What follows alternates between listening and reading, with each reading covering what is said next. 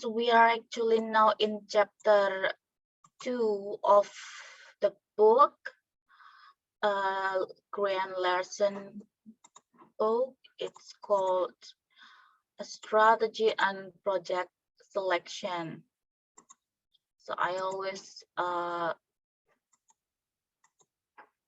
start my lecture with showing you this so that you know where we are standing at the very moment. We are still here. See, at the beginning, we still have a long road to go, but I hope this is going to be fun because it's really something that the skills you would use them time by time when you are at work after the graduation, because it's really something technical that you can apply anywhere in every job that you will be getting, right? Yeah, strategy. So what does it mean actually? Yeah, maybe you remember last week I illustrated that sometimes a company doesn't run only one project. It can have several projects at the same time. But then, you know, sometimes you can execute all of them because of so many reasons, because of the time constraint or the limited energy, limited people that you're having. So you really have to think which ones are important for you. You have to prioritize them. So that's what we are going to discuss today.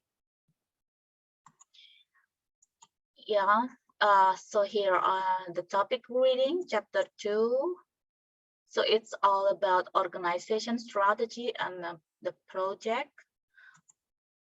Why are we doing this? Yeah, okay, here is the very funny illustration. You can just do the project whenever you want and everybody just do that. You know, you can imagine if the R&D department want to execute a new product design project, while other department like marketing wants to go with the project for launching the product, but they don't talk. See what happens if you don't talk, if you don't coordinate between departments and you don't try to align what you are doing with the business strategy like this. So people just do whatever they want and they don't meet. And finally they don't meet, and it's really ridiculous because it really wastes a lot of time and energy and also money. So here we are trying to really see strategically before we started to talk about the operational terms in project management. So why project managers need to understand and the strategic management process? Because then they would understand what is important, what the importance of the project to the company business strategy as a whole. He has to understand that, otherwise he would there is a chance that he would take their team to the wrong direction. And also, of course, then they know exactly how to supervise, how to advocate their project, what is important, what is not that important, so that if it comes to the decision that they have to sacrifice some part of the project, they know, the project managers know which one to execute and which ones they have to leave behind. Yeah, every project should contribute value to the organization strategy. Now, I'm talking about strategy now, and what is strategy actually? This is something that you are going to learn in other course of strategic management. I don't know if you have taken it or not, maybe not. So it's better if I give you a little overview about it, not that deep, because you are going to study about the details in other courses anyway. Yeah, it's actually about the way that the company wants to go. So usually, if we talk about strategic management, they started with the vision or the mission that express something about what we want to become, or yeah, you can say it's a goal, yeah, a long-term goal or a dream. Like you, what do you want to be? Okay, maybe let's take a step back. When you were in high school, it was a kind of important stage in your life, wasn't it? Because starting from primary to high school, you learn the same thing. Everyone in Indonesia learn the same stuff, right? Because it's a little bit all about general stuff.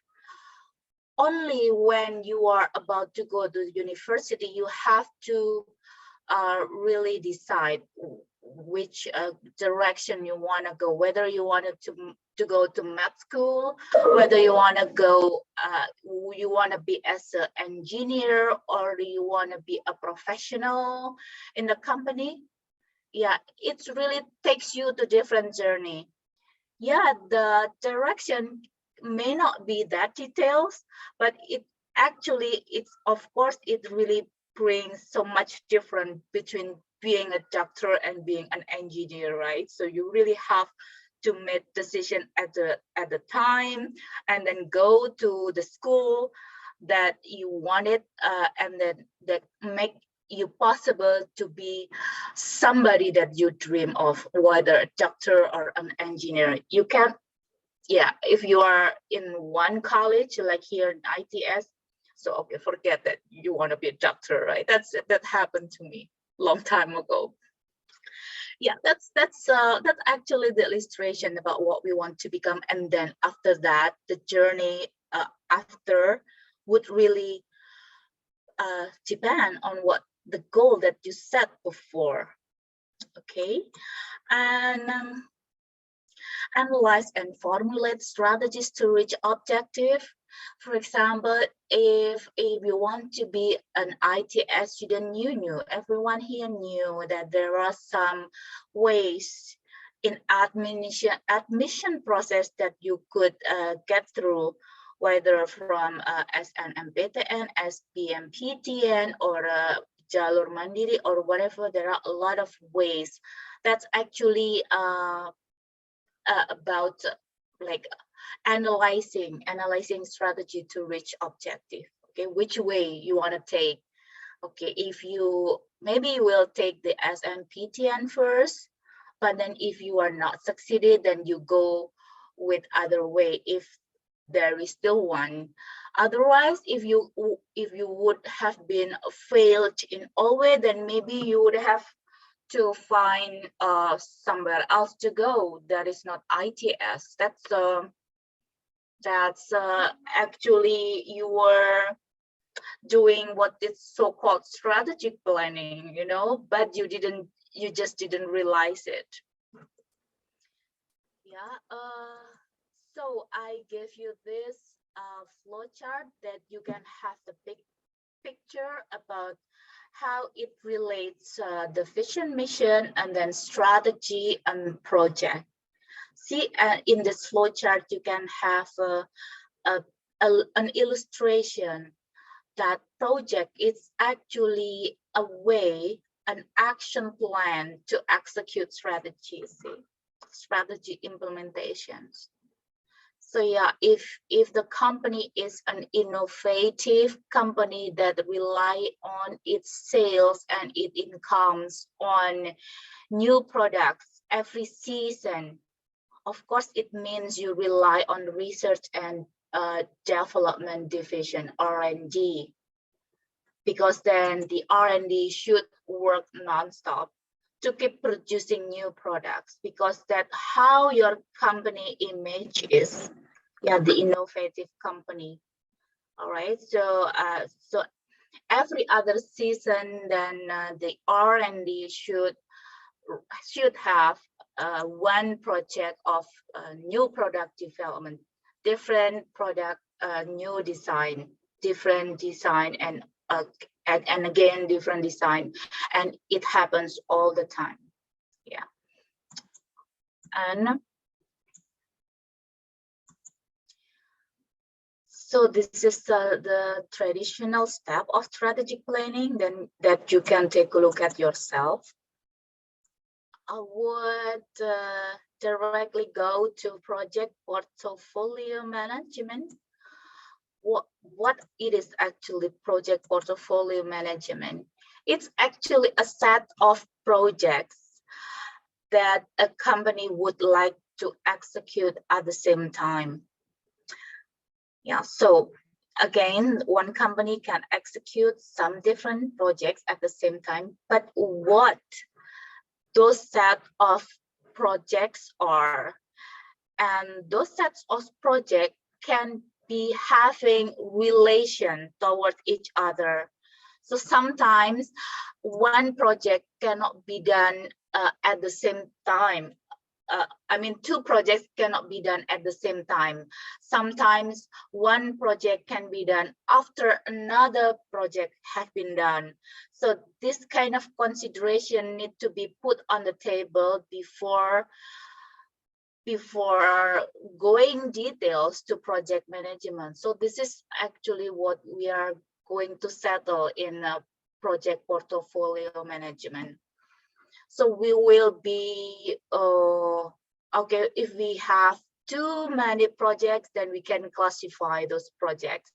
For example, project new product development, it consists of some independent project like a new design and product launch, and project of pricing system maybe. And then another classification may be in the area of IT, because the company wants to establish new IT system, and it will consist of some different projects. For example, installment or design first, design of the IT system, and an installment of the IT system, and then followed by the project of training for implementing the new IT system.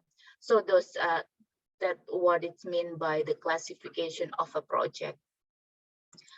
And selection criteria, depending upon classification, what kind of criteria that you are taking to consider those project selections. The source of proposal of the project, how you evaluate the proposal. Yeah, those are the considerations. And yeah, benefits of project portfolio management: build discipline into project selection process, link project selection to strategic metrics. Oh, it's a little bit hard, see, because now you are in week 3, so many technical terms show up, so you really have to be more serious on learning in this course. Yeah, why do we need project selection? Because it improves the chance of success, in also more strategic fit to the company, and when okay, and it may encourage stakeholder involvement, you know, because if you run a project that not many people want it, you can expect that not many people would be willing to involve themselves in the project. So that's why you really have to make sure that this project will satisfy many people, many stakeholders in the company. Yeah, there are some selection criteria. You can have the financial criteria and non-financial. We can take a look at them later on. Okay, so yeah, the selection issues, the non-financial can be risk, can be market potential. Yeah, you know, remember the criteria can be finance and non-finance, right? Finance is really clear because maybe you talk about profit, if the project brings more profit, then it's most likely to be selected.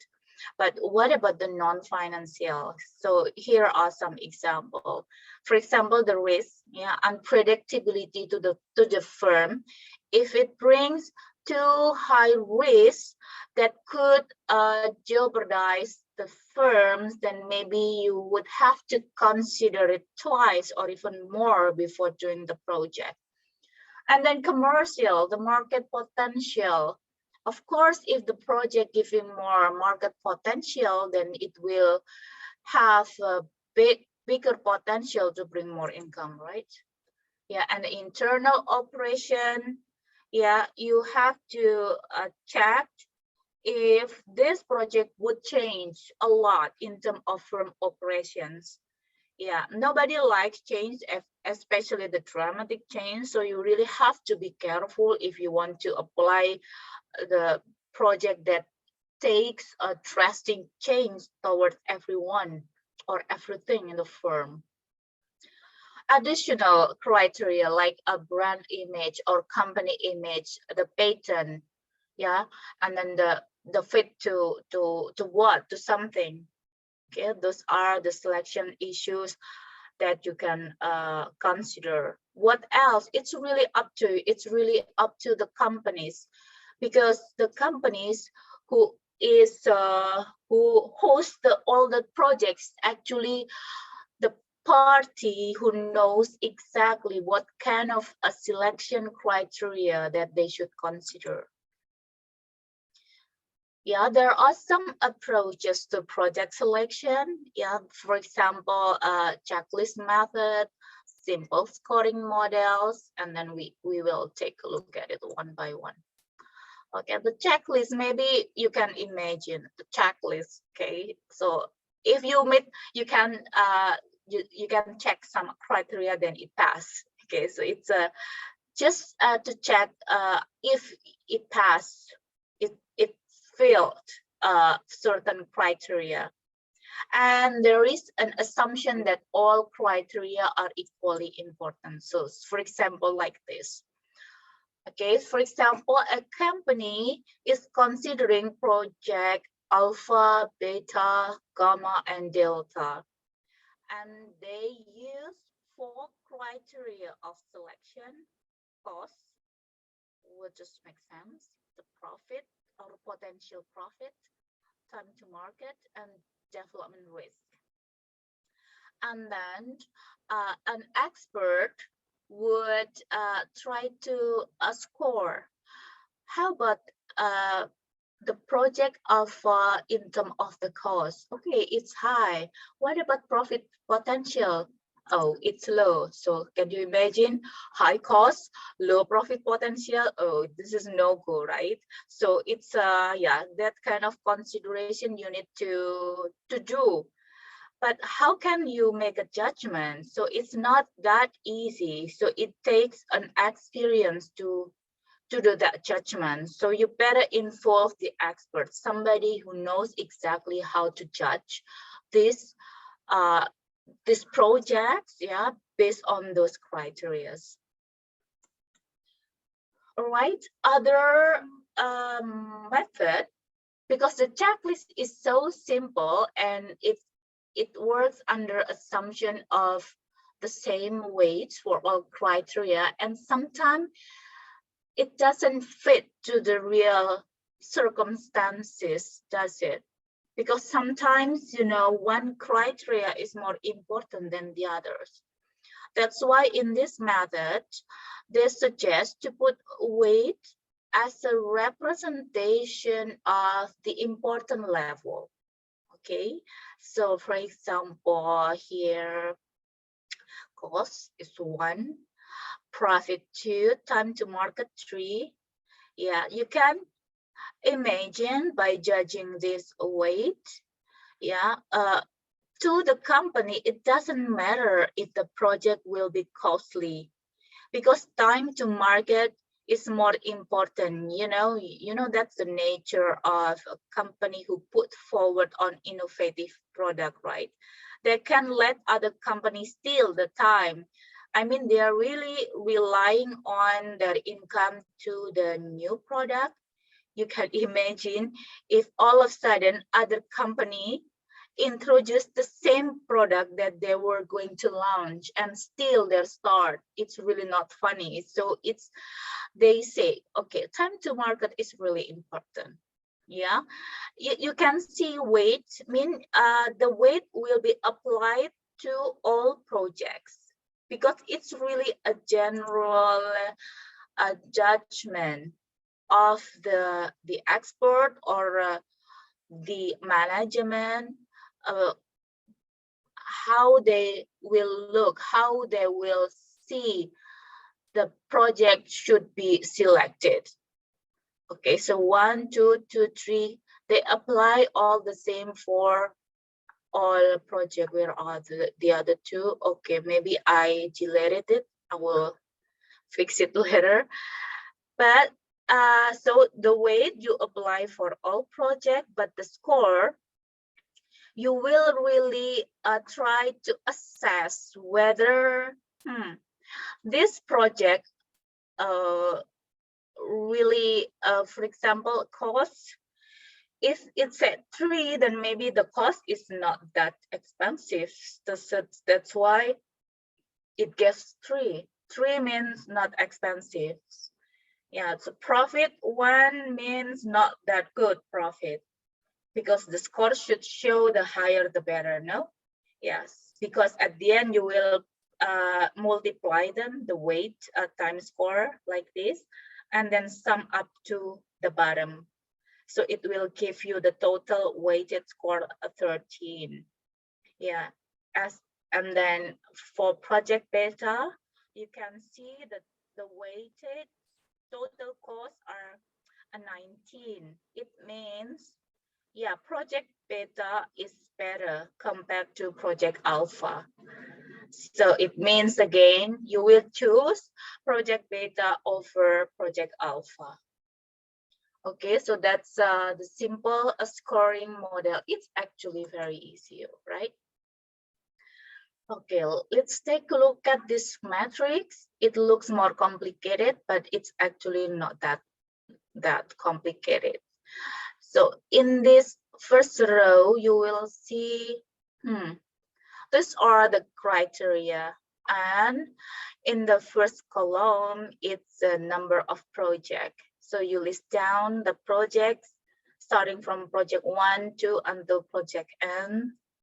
Yeah. And then you ask somebody, the expert in this project, to judge the weight, the important level of each criteria.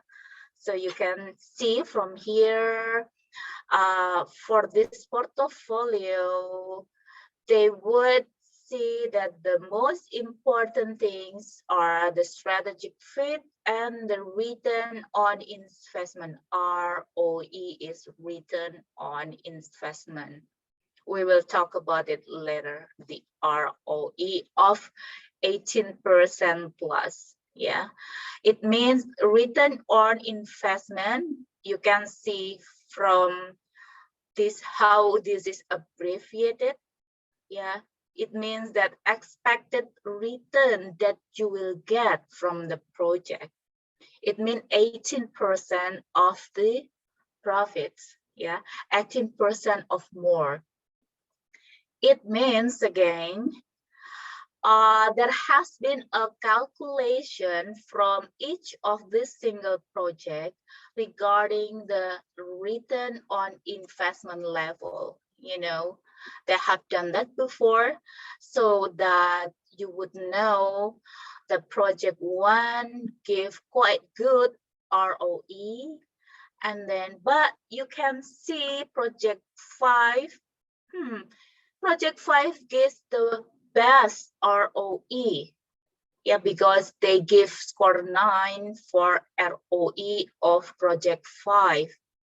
You can see, and project 4 is the worst. It means maybe this project is not profitable at all, or at least the return on investment, the profit is way lower than 18%, because the 18% here seems to be the target minimum of profitable debt they would take in order to execute the project. It means they will only take project that will give 80% profit margin or more.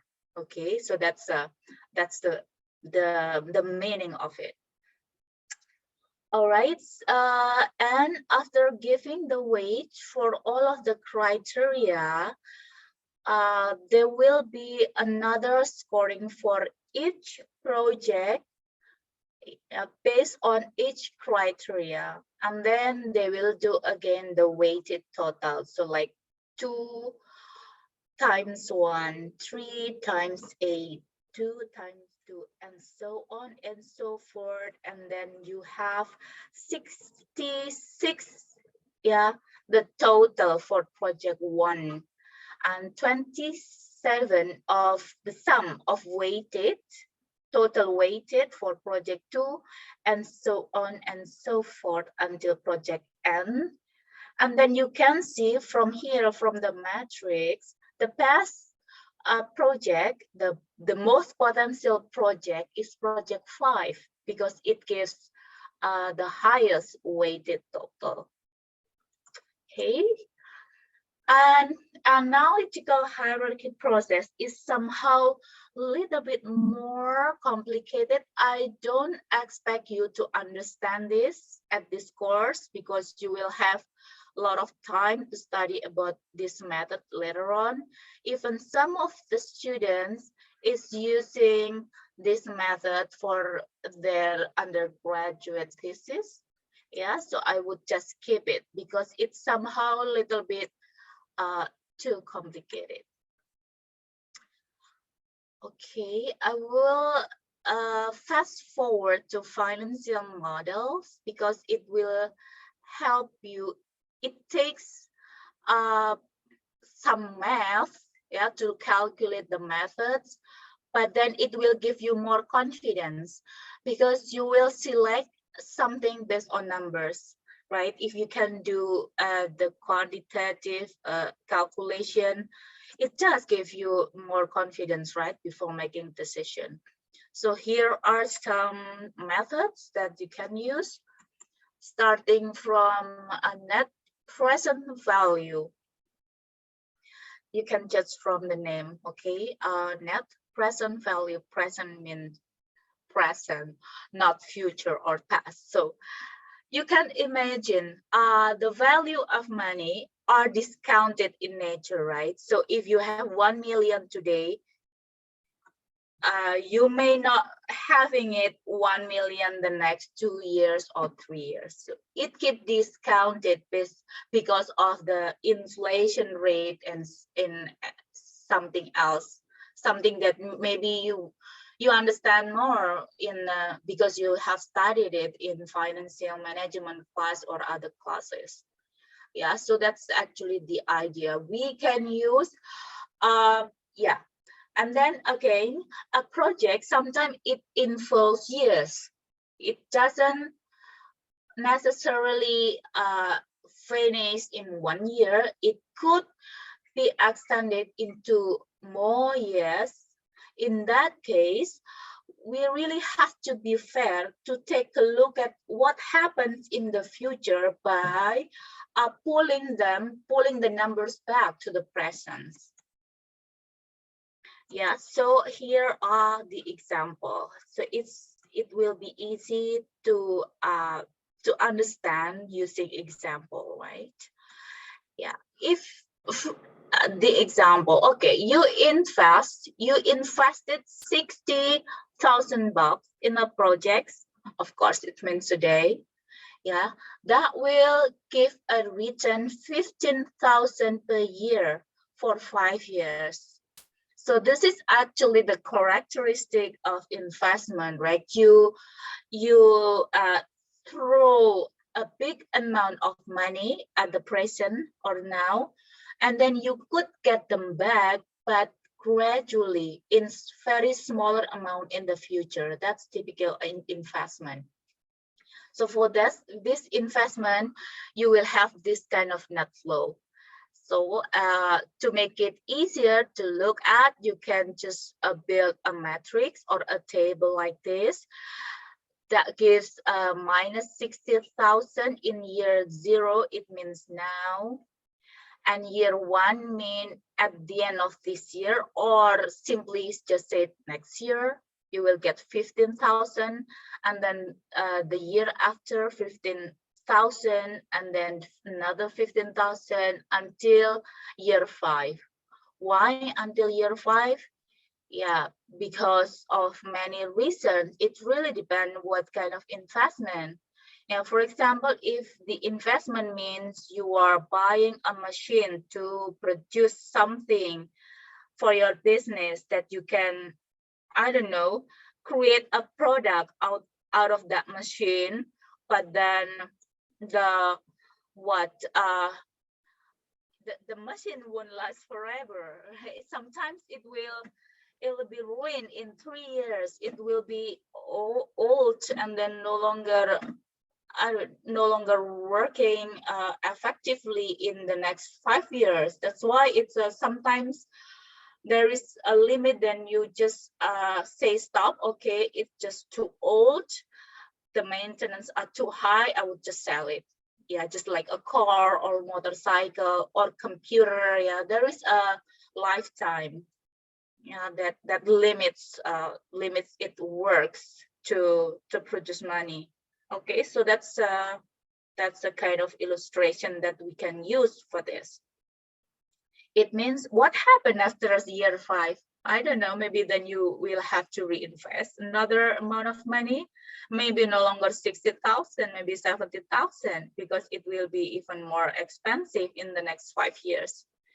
Yeah, but then what we are going to calculate is actually, is it worth it? Do we have to invest this kind of money to get 15,000 per year? Yeah, you can check this out, okay? Because see, I mean, sorry, 15,000, it's not a real 15,000 in year 5, right? As I told you before. Because if you see, if you are being a naive because you didn't study in management business, you would just grab your calculator and then type 15,000 times 5. Here you go, 75,000. Yay, I got more. Yeah, it's worth it. 60,000 is bad in the next 5 years, but it's not, because the money is not the same. There is a discounted rate because of the inflation and so on. So it is of course by assumption, because you can't really predict what happened in the future, but you can just study it. How is the inflation rate in your country? Okay, and then just try to apply to the discounted net flow here. Yeah, so if you are really calculated more carefully under the consideration of the discount rate, then see, it's actually not worth it, not worth the investment. So it's different, right? People who study management and people who don't study management. Yeah, you can't be so naive about this 15,000 times 5. All right. Yeah, let's move on to another method. It is called payback period. Okay, what is it? Payback period. Yeah, you can tell again from the name, payback. See, again, the investment is always something that you throw money, yeah, in the front, and then you get it back. So it means the payback. It means how much you will get your money back 100%. Some investment, it takes short period, the payback period, but other investment takes a much longer payback period. So you have to calculate. Yeah, again, example, right? A project requires an initial investment of 200,000 and will generate cash flow of 70,000 each year for the next 5 years. Oh, okay. And assume we are being very naive, not considering the discounted thing. Yeah, you can just cumulative it, and at the end of year 3, yeah, you got it positive. See the cumulative cash flow here. Year 0 is still minus 200,000, and then you get 75,000 in year 1. It means you still have minus 125,000. Yeah, another 75,000 in year 2. You still have minus 50,000. But then another 75,000 in year 3. You get it positive cash flow. It means the payback periods are between year 2 and 3.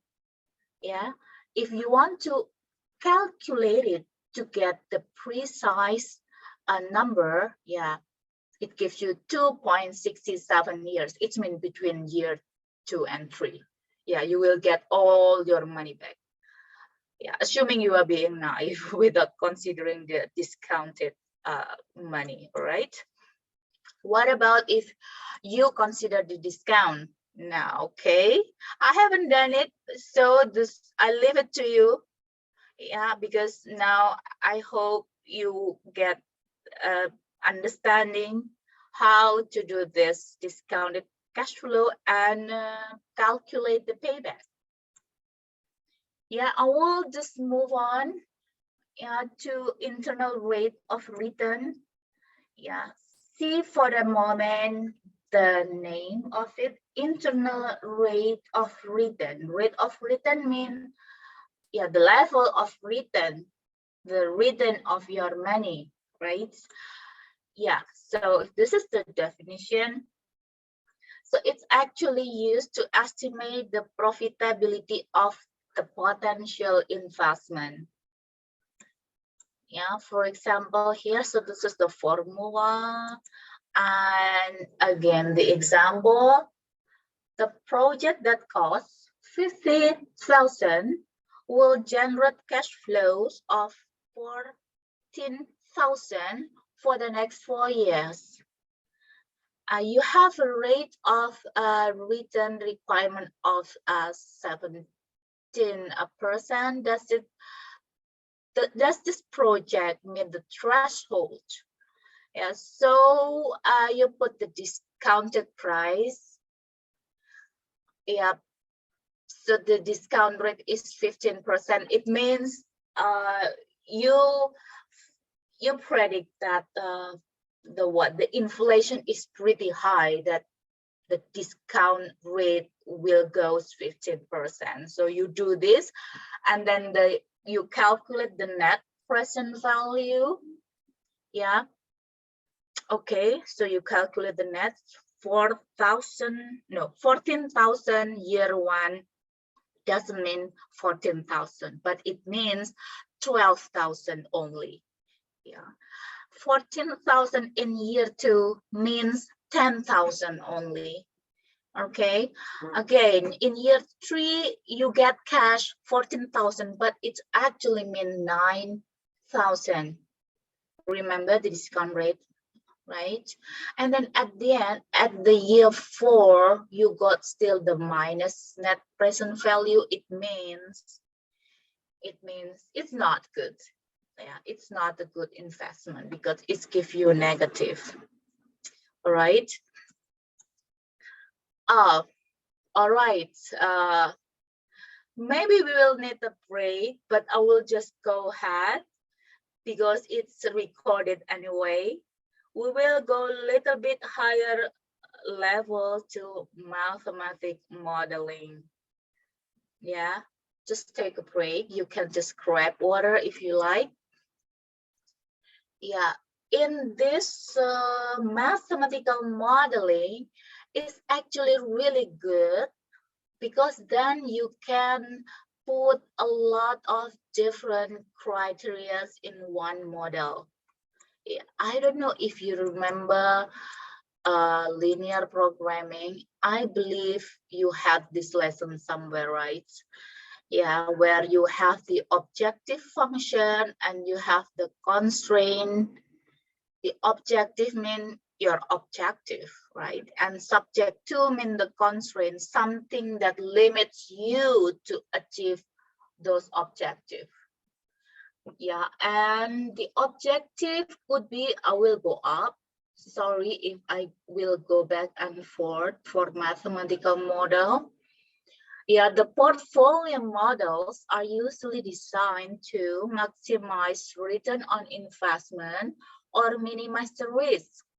So sometimes company is running the project not by expectation of getting profit, not necessarily. Sometimes it's just they just do that because they want to minimize some risk. Yeah, because you will face a lot of risk when you are running a business, right?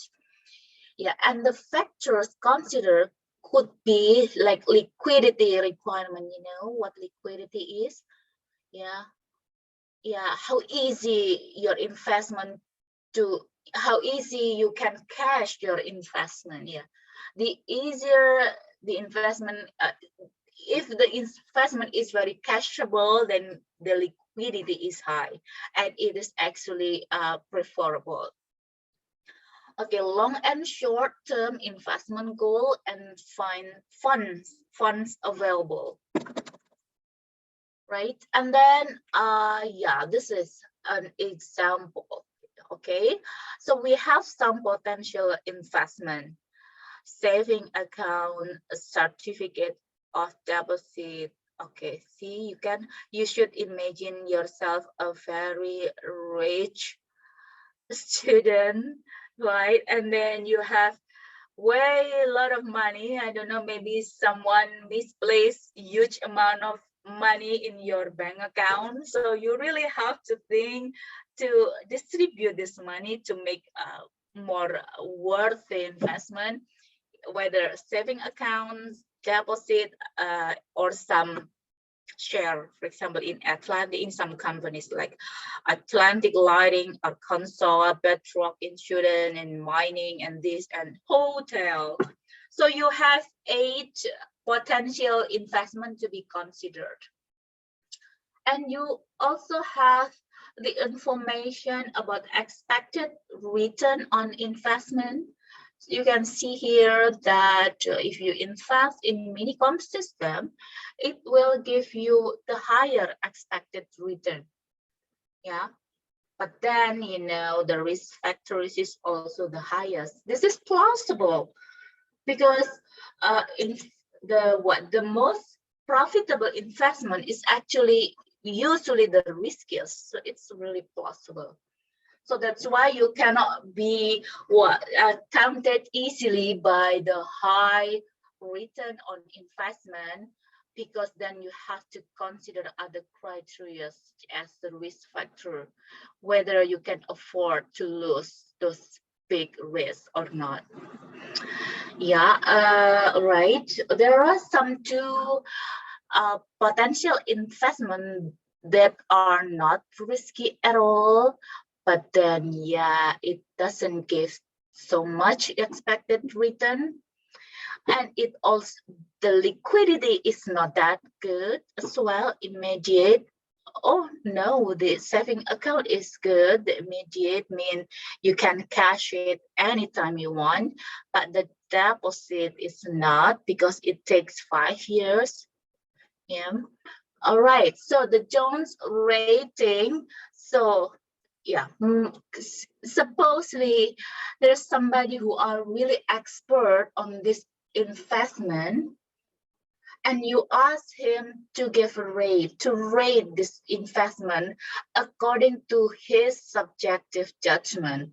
Here is the Jones give the rating: A, B plus, B, B. Okay, so that's the illustration of this case study. And here are some portfolio goals. You can see, I mean, really, the profit is not the only consideration here, because there are a lot. For example, okay, the annual return of at least 7.5%. It's plausible. You really will take investment who give little bit high return. That's possible. But then there are other considerations, such as you want half of the portfolio will include a rated investment. You know what I mean? Yeah. The result of the model will give recommendation not only one or two project, right? Maybe 3 or even more. So that's why the consideration is given. So at least in the portfolio, the management makes sure that 50% of the portfolio consists of A-rated investment here, the A-rated investment. So the management want that they would execute at least some of the saving account, deposit, and minicom system, which are A-rated. And then 40% invested in immediately liquid investments. That's another consideration, because if all the projects you are running are not cashable, you can be in danger, right? I mean, you cannot have a zero cash on your hand. That's why the management wants 50% of it should be immediately liquid investment. Yeah, so here is the liquidity analysis. All right, and another consideration, no more than 30,000 in saving account and certificate of deposit. And problem summary, determine the amount to be placed in each investment, but the objective is to minimize the total overall risk. Yeah, and invest all the money you have. Now you have 100,000 and you want to invest all of them. Yeah, and meet the investor goals. Here are the portfolio goals given by investor. Yeah, can you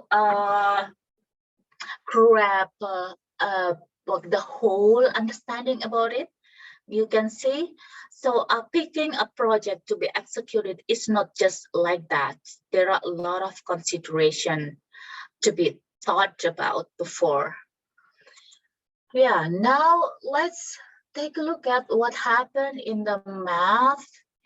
Okay, remember that our objective is not the profit, but to minimize the risk, right? So you put here minimize, and what happened here? Let's check out the table, okay? 25x3, 30x4. See the table.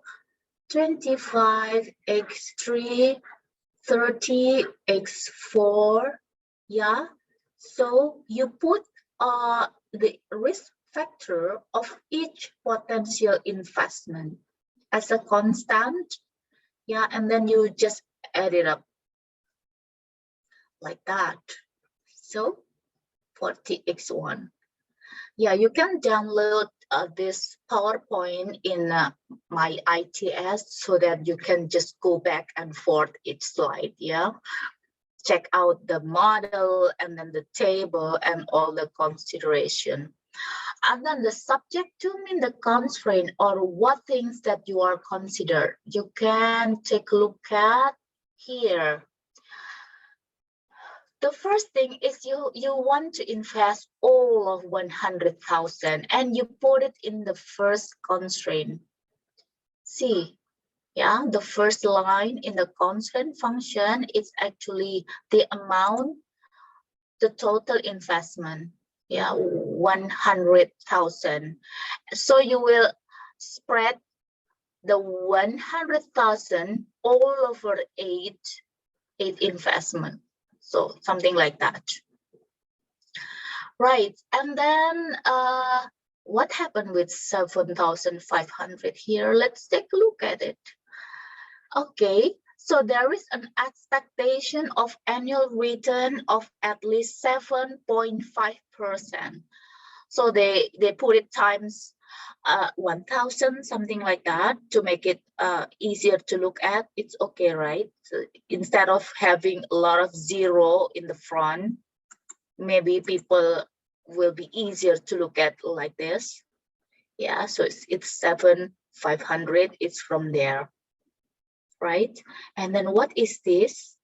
Okay, let's take a look at the matrix or the table.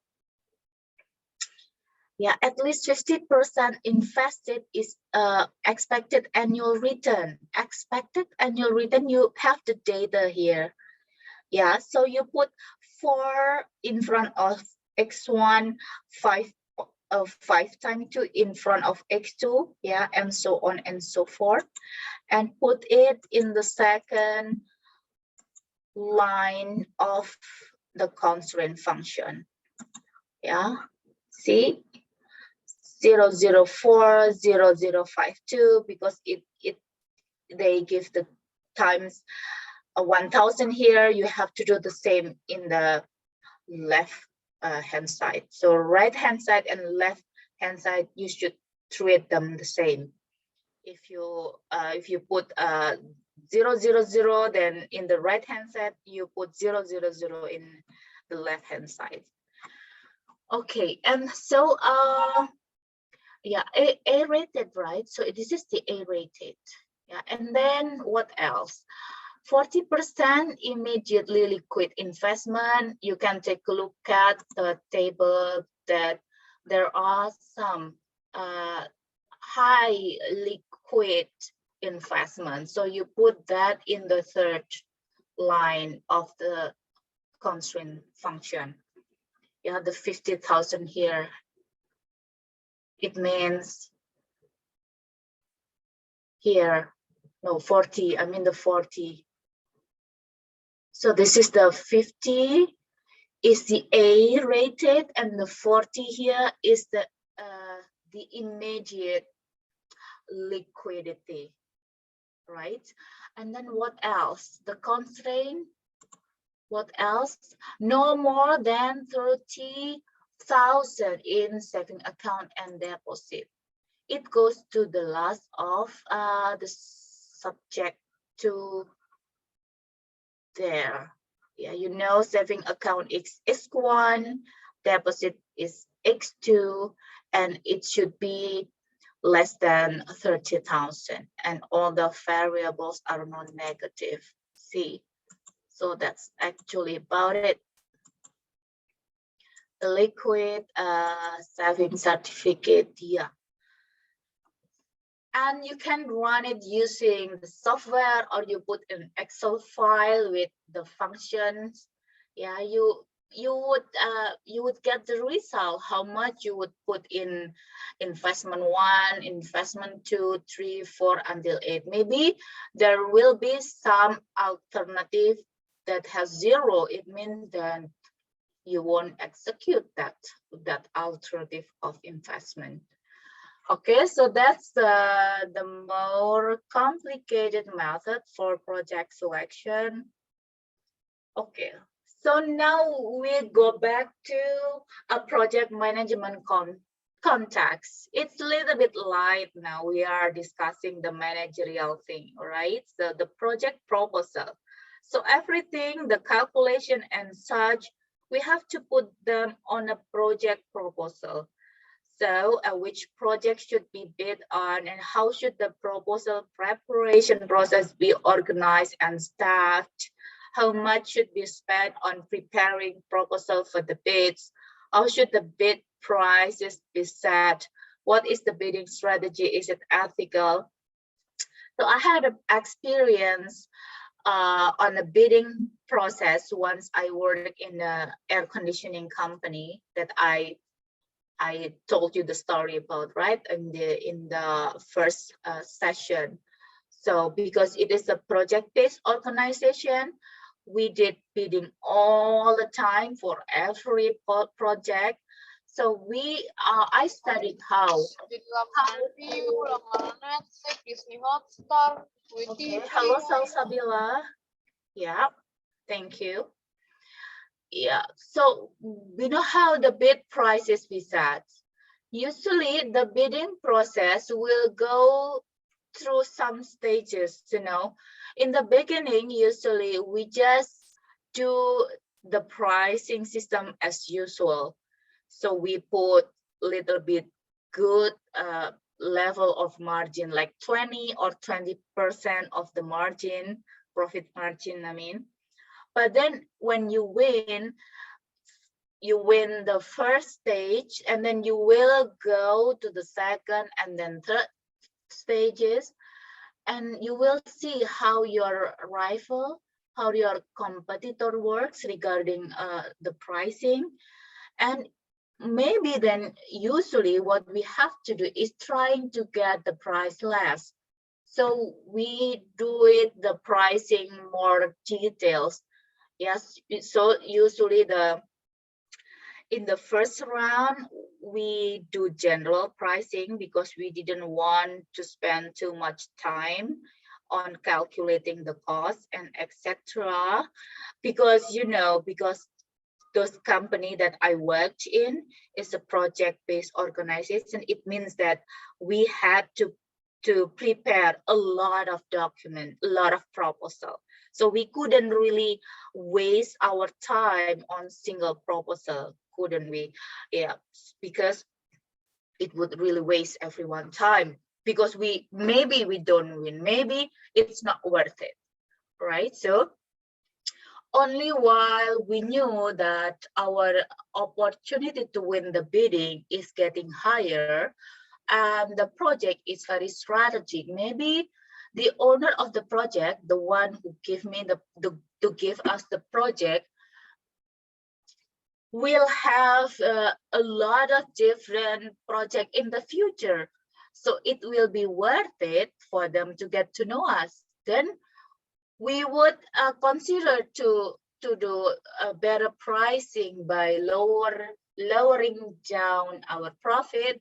Even sometimes it gets down until only 5% of the profit, and we still did that. So that's how the bidding and the pricing system was set in the bidding. Okay, it doesn't go like right away in one round. No, usually it goes several rounds. All right, here are some supplement like the cover letter, executive summary, description, and past experience of project team.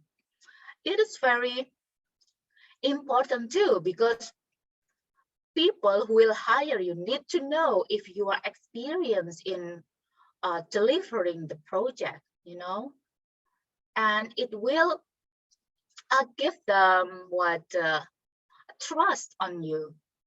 Yeah, if you don't put your project portfolio in the past, what kind of project that you have done, yeah, maybe they would think that you're still new in the market, right?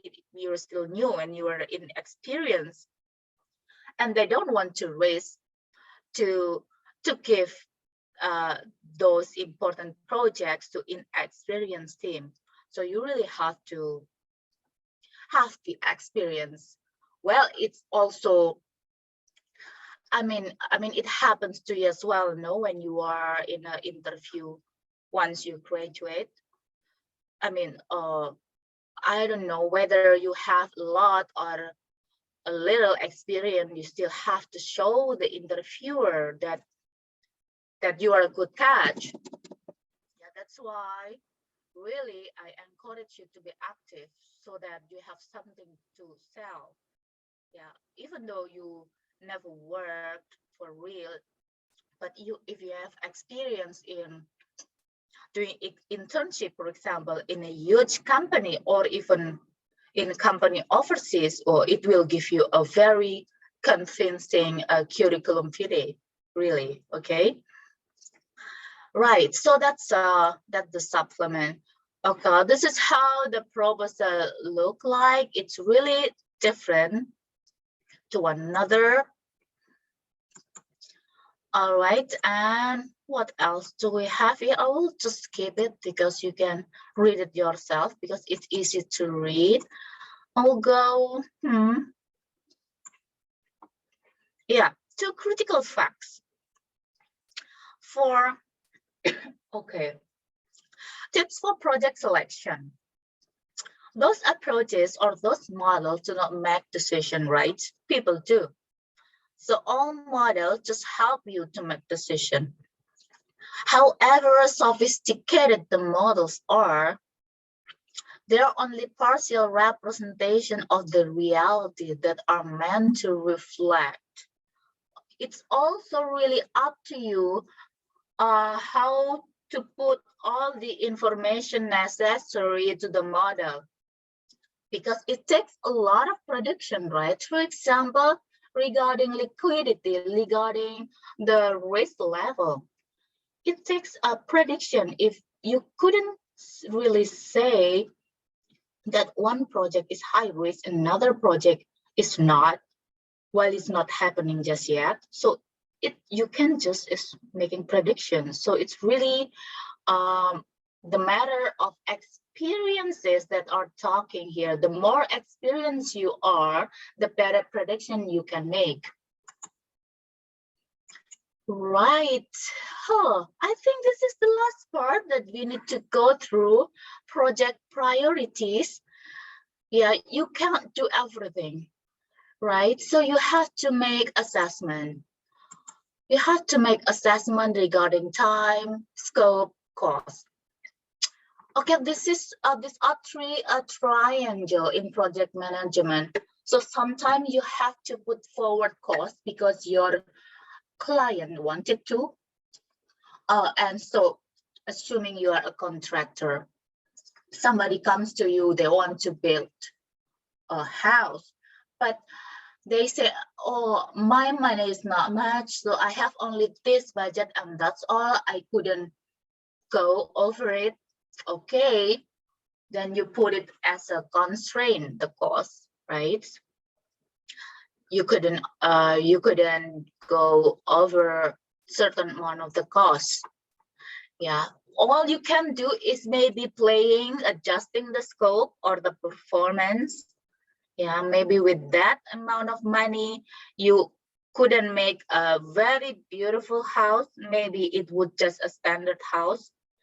Yeah, and the time maybe you can yeah.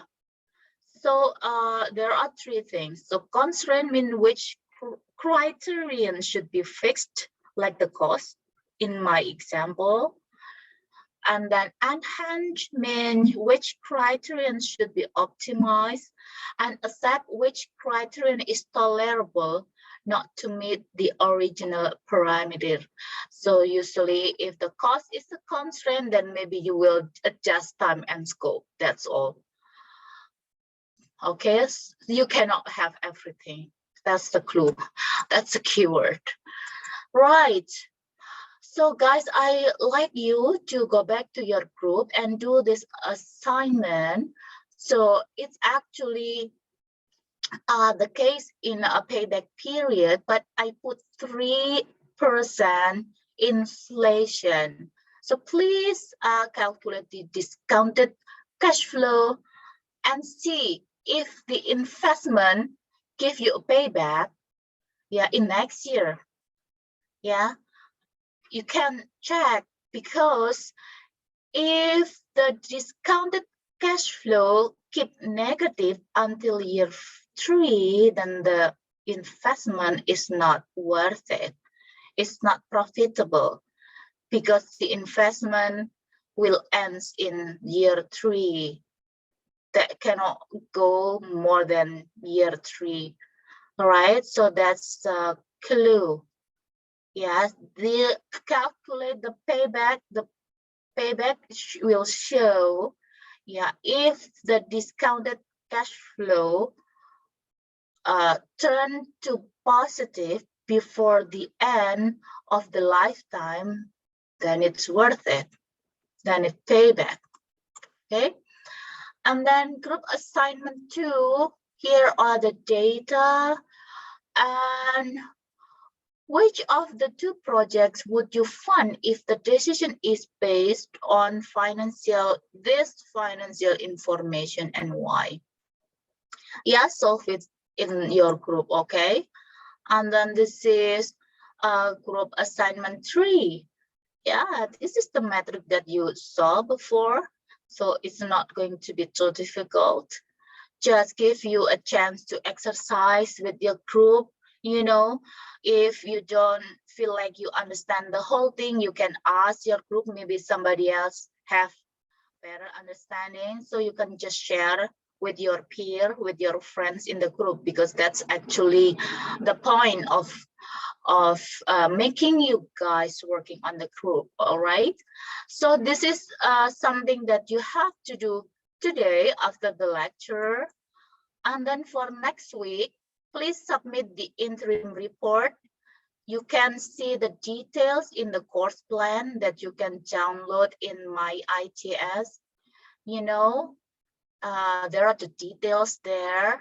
So here are some things you need to consider, like how much you know about the topic already, yeah, before deciding which project topic you would choose for this class project that you would work in for the rest of the course.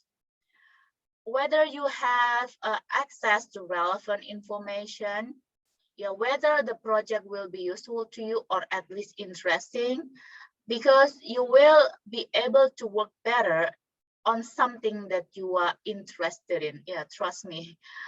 Yeah, and a suitable size, just to avoid too complicated project which information are rarely you really have an access to. So really just do something that you are comfortable with.